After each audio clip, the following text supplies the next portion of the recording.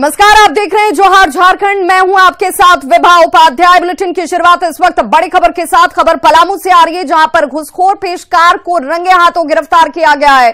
30,000 रुपए घूस लेते हुए पेशकार की गिरफ्तारी हुई है। एसीबी की टीम की तरफ से बड़ी कार्रवाई की गई, जिसमें पेशकार को घूस लेते हुए गिरफ्तार किया गया है। सदर अनुमंडल कार्यालय में गिरफ्तारी की गई।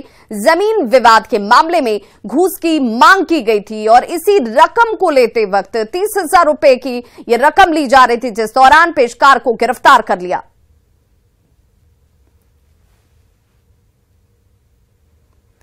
खबर धनबाद कोयलांचल से, जहां अपराधी पुलिस को खुलेआम चुनौती दे रहे हैं। हथियारों के जखीरे के साथ गैंगस्टर प्रिंस खान खुलेआम व्यवसायियों को रंगदारी के लिए धमकी दे रहा है।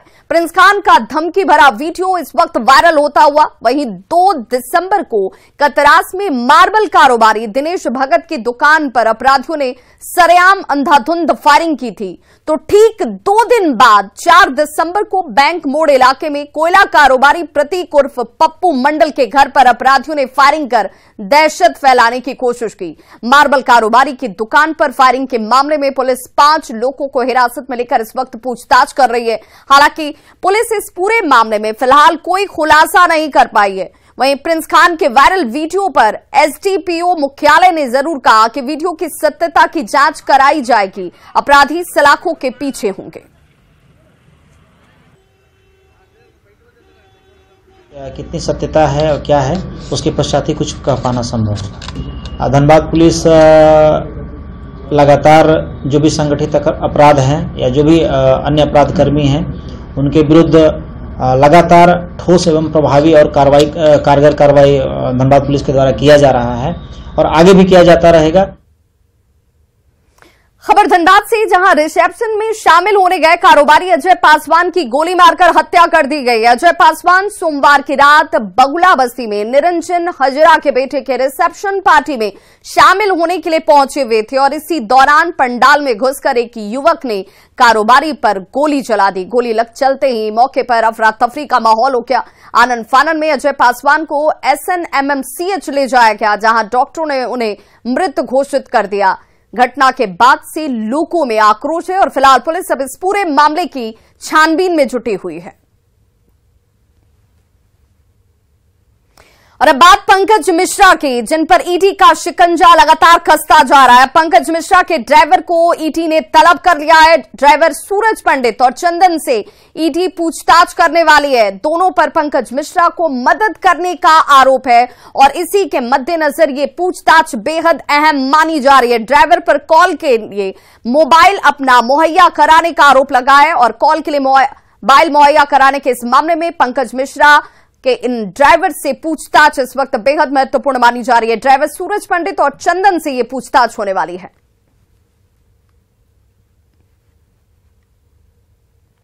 बरहरवा टोल प्लाजा टेंडर मामले में आईओ और एएसआई से ईडी की पूछताछ को लेकर बीजेपी नेता सीपी सिंह ने सरकार पर गंभीर आरोप लगाए हैं। उन्होंने कहा कि पंकज मिश्रा सरकार के आदमी हैं तो पुलिस उन्हें बचाएगी ही, पर ईडी और आईटी की कार्रवाई में सारी सच्चाई सामने आ जाएगी। उसके हाथ पर संरक्षण देने का काम कर रही है, उसके पीछे खड़ी है, तो ऐसी स्थिति में डीएसपी और आईओ और दूसरी बात, यहाँ तो डीआईजी आईजी सारे के सारे लोग नतमस्तक है। झारखंड सरकार ने राज्य में ओबीसी आरक्षण को बढ़ाने के विधेयक को केंद्र सरकार के पास भेजा और इस पर सियासत शुरू हो चुकी है। बीजेपी विधायक सीपी सिंह ने यह आरोप लगाया कि ओबीसी आरक्षण और खतियान के नाम पर जनता को लॉलीपॉप दिखाया जा रहा है। उन्होंने हेमंत सरकार पर जनता को ठगने का आरोप लगाया है। जनता को आईवास करने का काम है, लॉलीपॉप, कि लोग खुश रहो। अभी देखे होंगे हर जगह बाका बड़का होर्डिंग्स लगा है, हम जो कहते हैं सो करते हैं। भैया आप जो कहते हैं वो करते ही नहीं है, ये तो सिर्फ लॉलीपॉप है, इससे होना जाना कुछ नहीं है। आम जनता ठगा हुआ महसूस कर रही है। सिमडेगा में कांग्रेस प्रदेश कार्यकारी अध्यक्ष बंधु तिर्की की अगुवाई में भारत जोड़ो पद यात्रा निकाली गई और इस दौरान उन्होंने केंद्र सरकार पर जमकर निशाना साधा। उन्होंने केंद्र सरकार पर समाज में जहर घोलने का आरोप लगाया है और कहा कि सरकार की गलत नीतियों की वजह से ही महंगाई भी अपने चरम पर है। इन सभी चीजों को खत्म करने के लिए ही कांग्रेस ने भारत जोड़ो यात्रा की शुरुआत की है। जो आज जो हालात है यहाँ पर, ये तमाम उनकी समस्याओं के साथ लोगों के साथ मिलेंगे और मिल करके जो देश की हालात है उस हालात को हम पंचायत से प्रखंड से लेकर के पंचायत तक पहुँचाने का काम करेंगे। रांची में आईआईएम के पास विस्थापित ग्रामीण रास्ते की मांग को लेकर अनिश्चितकालीन धरने पर हैं। आईआईएम संस्थान के भवन और बाउंड्री के निर्माण से ग्रामीणों का रास्ता बंद हो चुका है। आवाजाही के लिए जो मार्ग था वो बंद है और विरुद्ध है। ग्रामीणों का ये कहना है कि जहां निर्माण कार्य हो रहा है वहां बस्ती से प्राचीन बूढ़ा महादेव तक रास्ता सैकड़ों वर्षों से है, जहां गांव वाले सैकड़ों वर्षों से पूजा पाठ के लिए आते जाते हैं।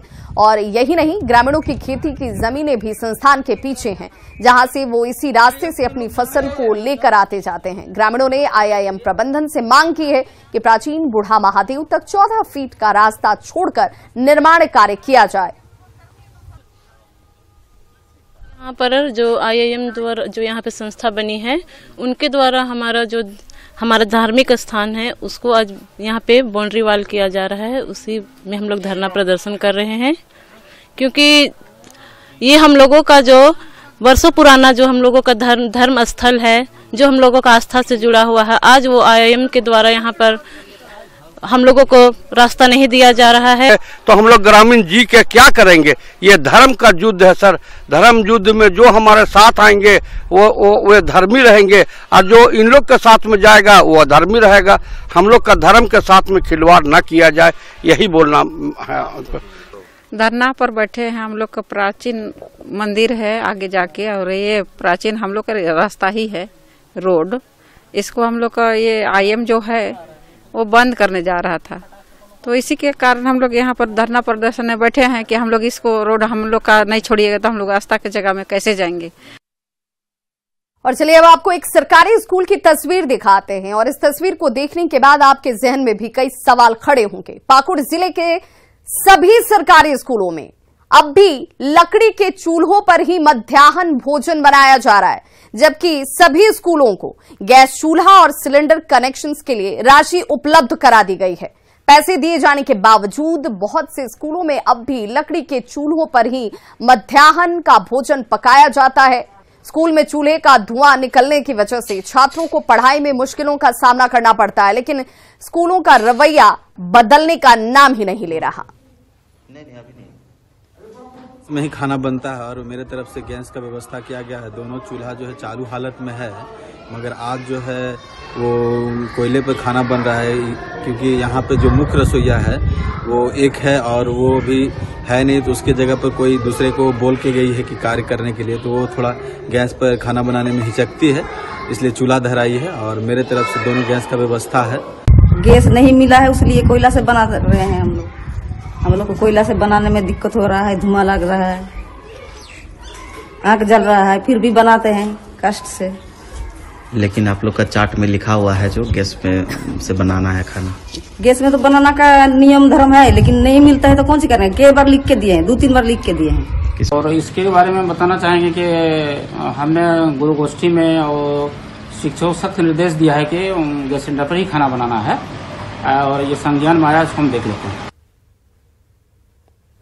देवघर में डिनर विद डीसी कार्यक्रम का आयोजन किया गया। कार्यक्रम में नगर निगम क्षेत्र के जनप्रतिनिधि और अन्य अधिकारी भी मौजूद नजर आए। कार्यक्रम में नगर निगम के सफाई कर्मी, अलग अलग वार्ड के लाभुकों और स्थानीय लोगों ने डीसी के सामने अपनी समस्याओं को रखा। डीसी ने सभी की परेशानियों को सुना और मौके पर मौजूद अधिकारियों को जल्द से जल्द इन समस्याओं के समाधान के निर्देश दिए गए। इसके साथ ही उन्होंने अधिकारियों को सरकारी योजनाओं का लाभ आम लोगों तक पहुंचाने का भी निर्देश दिया।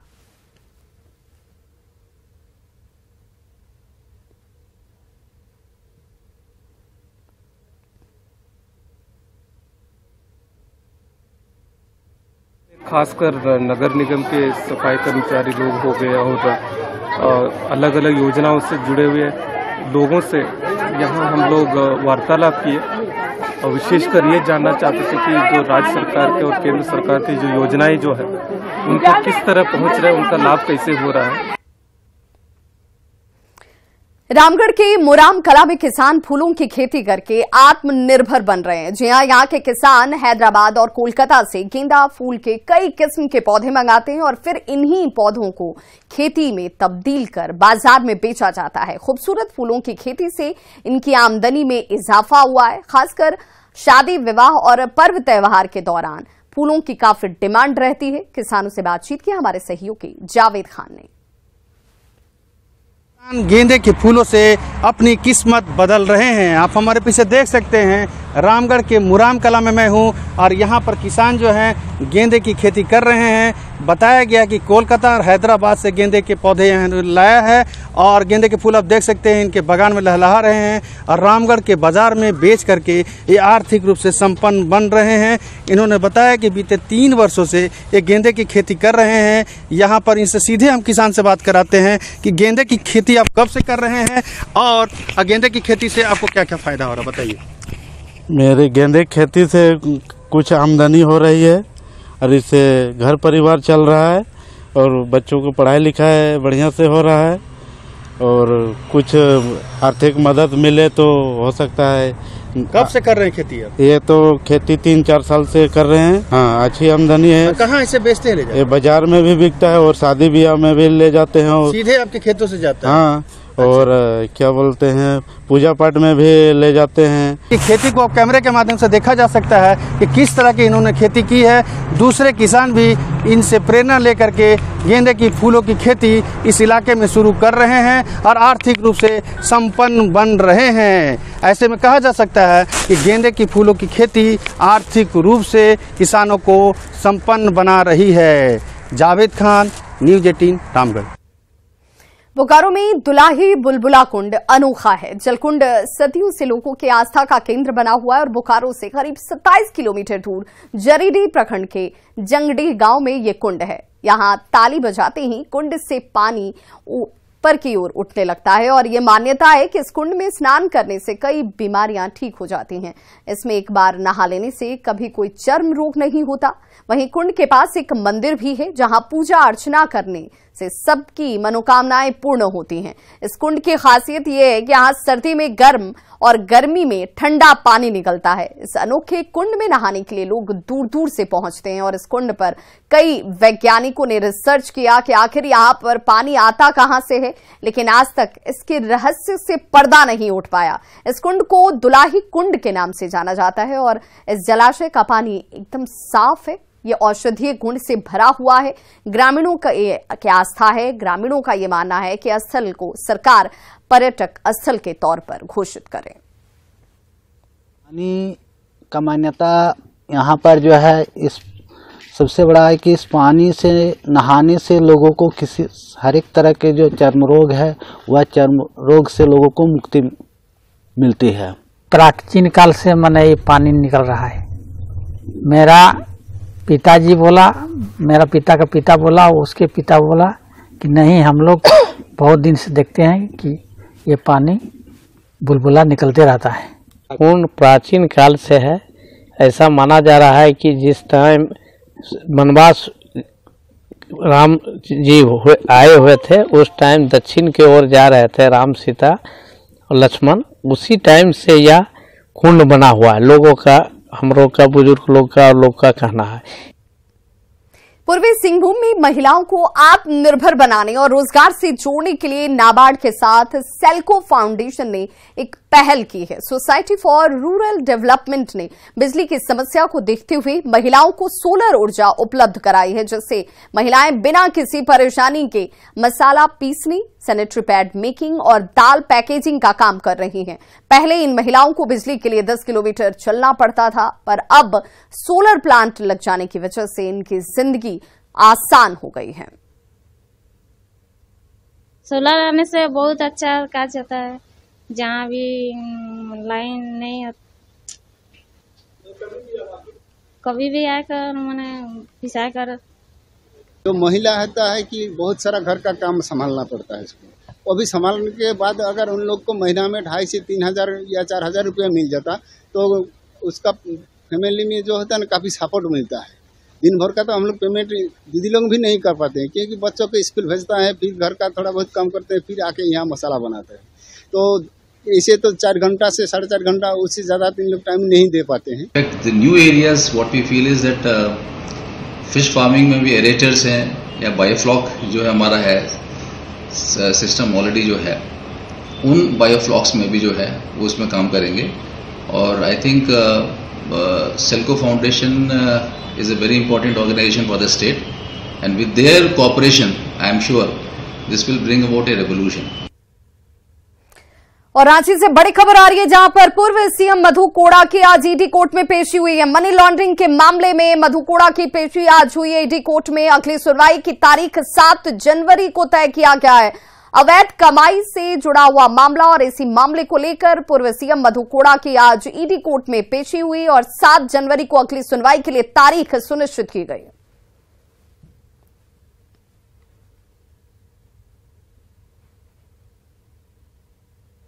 गोड्डा के ग्रामीण क्षेत्रों की कई लड़कियों के मन खिलाड़ी बनकर अपने राज्य और देश का नाम रोशन करने की रही है, पर इस सपने को पूरा करने के लिए इन प्रतिभावान खिलाड़ियों को जो संसाधन मिलने चाहिए वो इन्हें नहीं मिल पाते।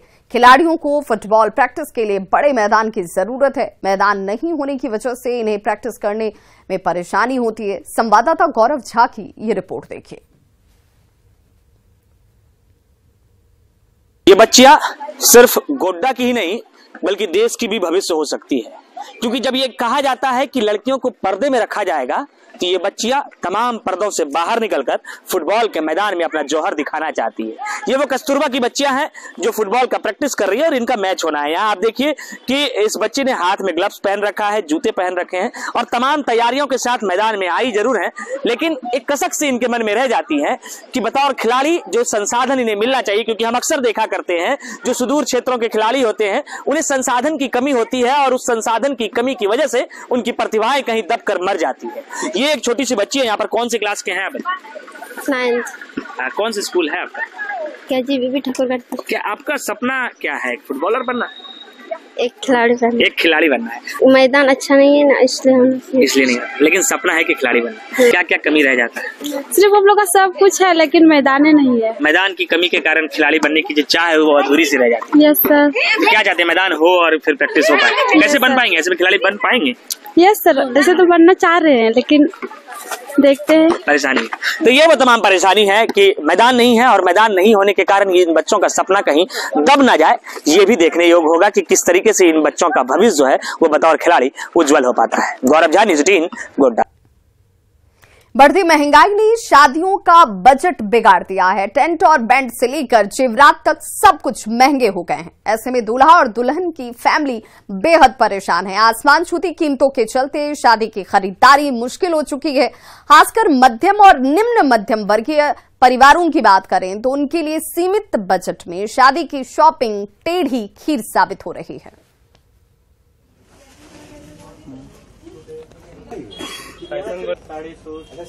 अभी हम लोग विजिट किए थे, जैसे किसी रिलेटिव के लिए मतलब देखने आए थे, तो उसके हिसाब से इस साल तो कुछ रेट ज्यादा लग रहा है, लेकिन फिर भी मतलब उत्साह है लोगों में, लोग खरीदारी तो करेंगे ही शादी का मौसम है तो ठीक है। महंगाई तो हो गई है। आपका ज्वेलरी हो, सबसे ज्यादा रेट किसका बढ़ा है आपके अनुसार? सबसे ज्यादा रेट कपड़ा का है, टेंट का है, गोल्ड का तो खैर बढ़ता ही है हर एक साल, है ना।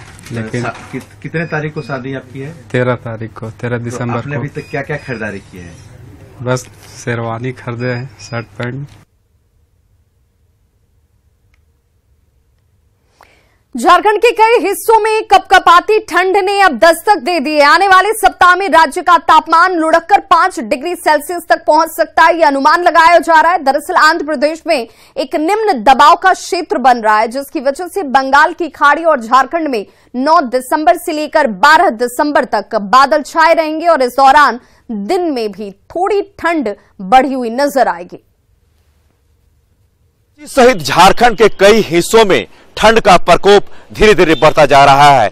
जिस तरह से बंगाल के खाड़ी में दबाव बढ़ रहा है, निश्चित तौर पर इसका असर झारखंड में भी पड़ेगा। 7 से 9 डिग्री के आसपास पहुंच सकता है, लेकिन 9 दिसंबर से झारखंड में बादल रहने के आसार हैं। इसी वजह से दिन का तापमान गिरेगा और रात का तापमान बढ़ेगा, क्योंकि आंध्र प्रदेश में एक निम्न दबाव का क्षेत्र बन रहा है। इसका असर बंगाल की खाड़ी और झारखंड में भी देखने को मिलेगा। अब देखना यह है कि आगामी 2-3 दिनों में जिस तरह से पारा लुढ़क रहा है, निश्चित तौर पर आम जनजीवन पर भी इसका असर जरूर पड़ेगा। रांची से निरंजन। और विश्व शौचालय दिवस पर नेटवर्क 18 ने रेकिट के साथ मिलकर भारत को बेहतर स्वच्छता के लिए प्रेरित करने के लिए 8 घंटे का एक भव्य टेलीथॉन किया। मिशन स्वच्छता और पानी का आयोजन किया गया और इस अभियान ने देश के प्रमुख नेताओं, मशहूर हस्तियों, चेंज मेकर्स, स्वच्छता कार्यकर्ताओं और विचारकों को इस वादे के साथ एक साथ लाया कि कोई पीछे नहीं छूटेगा। आइए सुनते हैं इस कार्यक्रम के न्यूज मेकर्स बने कुछ लोगों की खास बातें। और पानी हमको बचानी है ये जिंदगानी। A lot of work to be done on hygiene, right? Because there are 3 parts typically, or Mission Pani is an important part. जब हम wash बोलते हैं, water, sanitation and hygiene. So under the Jal Jeevan mission, now there will be tap water in every household by 24. That's another huge program which is being delivered on the ground. Sanitation, most of the work has been done by way of open defecation, both urban and rural. But now this needs to be broadened to segregation, solid waste management. Cleanliness will continue to be the focus of the agenda. Now going forward, even if you look at 2047, जो Prime Minister साहब ने अमृत काल के बारे में जो the vision he's put out, it's important that hygiene gets mainstreamed across the board, hygiene and sanitation, and the work always continues. It never stops.